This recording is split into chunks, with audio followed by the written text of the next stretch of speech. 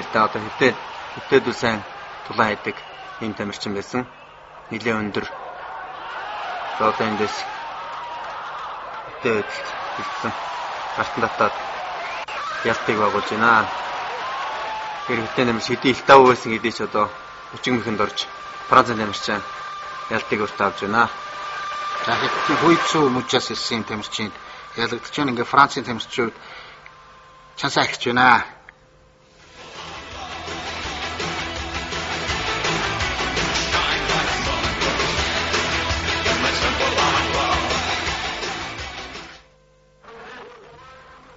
За Монголын тамирчин мөнх баясгалангийн хувьд 90 кг-ийн зодголсон. За өмнө нь одоо жудо бүх мөнгөчлэн байлдааны самбар хичээлж исэн Монголын одоо жинхэнэ тулааны урлагийн шилдэг тамирчдын нэг. За тэрээр энэ удаа Хятадын тамирчин Лю Цянта уучраад харан тогсон. Лю Цяны хувьд одоо 1.88 см өндөр 90 кг жинтэй 20 настай тамирчин. Монголын тамирчны хувьд одоо мөн 29 настай 1.80 см 90 кг жинтэй хоёр тамирчин. Одоо тулааны өмнө танилцуулгууд явж байна. Ингээд тулааны тайлбарт орцгоо.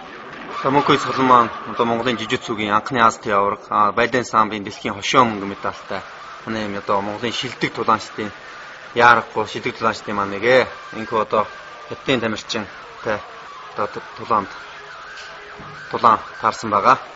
За мөнх баясгалан хувьд маань урд нь 13:45 өдөр Хятадын тамирчны талаар нэлээд бичлэг үзсэн, нэлээд судалж, нэлээд тактик боловсруулж гарсан. Тэр тактик маань ч одоо нэлээд үр дүнтэй болсон гэдэгт бас үзэж байгаа.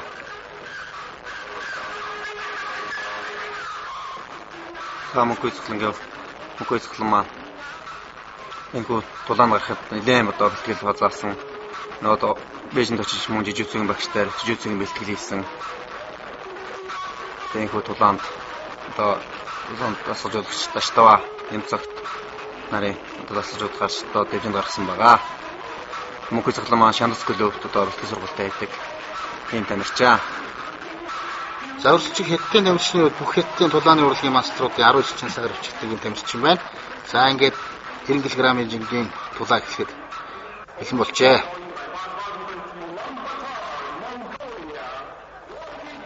Үнэхээр тэмцээн зохион байгуулалтууд үнэхээр одоо чихэн шоу ямар болд яаж болдгийг үнэхээр сайхан билсэн. Бидний хувьд бас нэлээд туршлага хөрөмтүүлж ирсэн.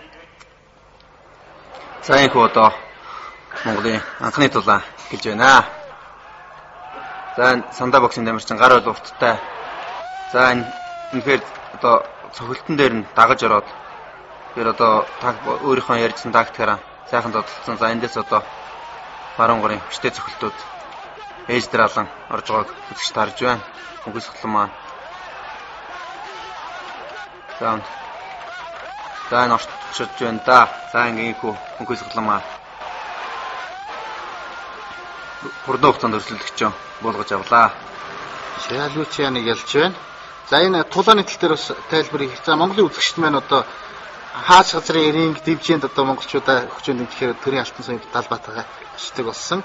За энэ тулааны хувьд одоо яг файтинг гэдэг нь одоо бүх төрлүүдийн нийлбэр гэж яриад байгаа шүү дээ. Нийлбэр. Одоо MMA-гээ бүх тулааны урлагуудын нийлбэр. Одоо бүх тулаанчдыг дуудсан юм тэмцээн. Энэхүү тэмцээн Монголын жижигчгүй холбоо бичиж мөнгө энэ холбоонд гишүүнээр хэлсэж одоо анхныхаа талааг амжилттай сайхан хийсэн байгаа.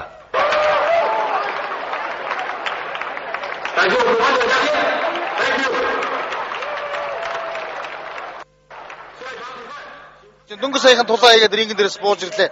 Тулааныхаа талаар үзэгчтэй сонирх болохгүй. Тулаан санснаар сайхан боллоо. Өрсөлдөгчд дээр. Өрсөлдөгч мэдэрч чадсан гол цаг дуусчлаа. Тоглоом тулаан дуусчлаа. Ер нь ямар төлөвлөгөөтэй яаж зодтолтой гэж бодож байна? Ер нь яг л төлөвлөжсөний дагуу тоглосон л доо. Ерөөсөө энийг л бэлтжижсэн бэ. Өнөөдөр усан бүх тулаануудын талаар юу гэж бодож байна? Сайхан тулаан болж байна уу?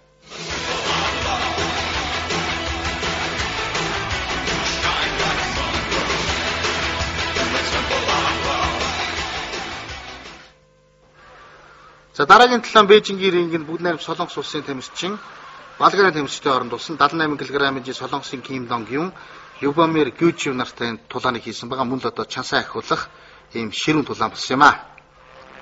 За энэхүү тулааны одоо 4-өөс тавьж танилцуулахад одоо бүх тулааны урлагуудын одоо мэх, одоо барилдааны мэх, цохилт бүгд зөвшөөрөгдсөн зөвхөн хазах одоо дагсны арлуу зөхөх, эмнэлэг эрхтнэр зөхөх нь одоо бус одоо бүх цохилтуудыг зөвшөөрсөн. За энэ Балгаар улсын тамирчин бол одоо жудо өрөлдөг тамирчин байсан. Өвтө өрөлдөнд файтинг одоо 3 ялтай байгуулсан юм одоо шилдэг тулаанчин байсан. Солонгос улсын баг одоо ММ буюу одоо файтингийн жижигцүүгийнх нь баг ирсэн байсан. За энэ одоо өвтө өрөлдөнд одоо шилжсэн тулаан үргэлжилж байна.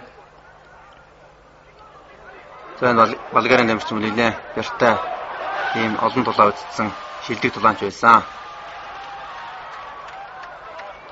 За энэ одоо баруун гараар одоо боох мөхний барьсан. За мултарчлаа. Вампирийн одоо тулаанд биеийн нордог энэ боол одоо энэ гар хөл халтирдаг мултардаг ийм юмд одоо файтинг гэдэг нь тэгэхээр одоо үс гарцсан. Ингээд тулалт үнэхээр хэцүү маш их ядардаг. Ийм байдал одоо үнэхээр харагдаж байсан. За энэ одоо араас үнэхээр одоо ашигтай байрлал авсан байсан. Болгарын одоонч. За эндээс тухай энэ цогцолд орж байна Солонгосын тамирчны. За одоо Солонгосын тулаанчин жилээр байрлал авсан байна.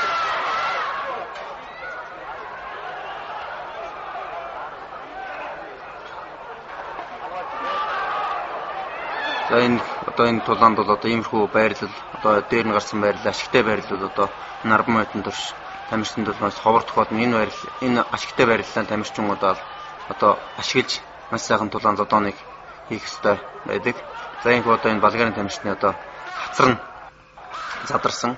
Энэ хөмсөг задрах хацар задлаг үзэгдэл бол одоо файтингийн төрөлд маш тулаан төрөлд маш их илбэг тохиолддог. Ядангуяа хацрын задралт гэхээр одоо хүнд задралт тооцогддог, цус тогтдог энэ задралт байдаг. Тиймдээ ч одоо энэ тулааныг зогсоосон байгаа. Энэ тулаан Солонгосын тамирчин ялтай байгаа юм.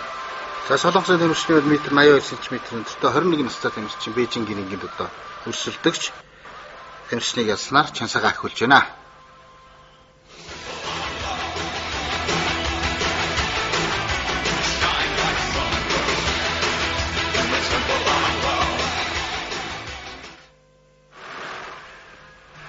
За дараагийн тулаан мөн Солонгосын тамирчин Кан Хүн, Хятадын тамирчин Нин Гван нарын хооронд болсон байгаа.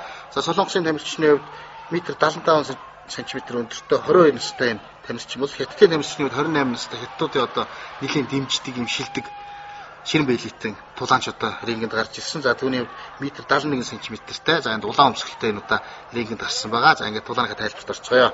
За энэ хүү тулаан бол одоо 13 дахь зохион байгуулагдж байгаа. Энэ 13 зохион байгуулалтны энэ хятадын тамирчин 3 удаа оролцож одоо 2 удаа ялт байгуулж 1 удаа тэнцсэн юм үзүүлэлттэй одоо хятадын нэлээд шилдэг өмнө өрдөг тулаанчдын нэг байсан. За Солонгос улсын тамирчин мөн одоо ММ жижигцүүгийн багийн ийм тамирчин хөвтө өрөлдөнд нэг нэлээд сайн эзэмсэн одоо ийм тамирчин байсан. За энэ хятадын тамирчин одоо нэлээд ашигтай сайн байрлал авсан дээр нь гарсан. Одоо эндээс энэ байрлалаа тас одоо тулааныг заах их ёстой.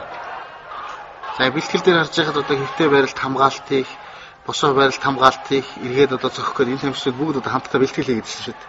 Тэ энэ тамирчиндээ зааж өгöd нэгэндээ заагаад тулаан гэж одоо дэвжэн дээр л өрсөлдөгч хоорондоо найсан байдаг болохоор бус үед бол өнөхөр сайхан найзууд байдаг. За ихэнх тамирчин дээр байралтай.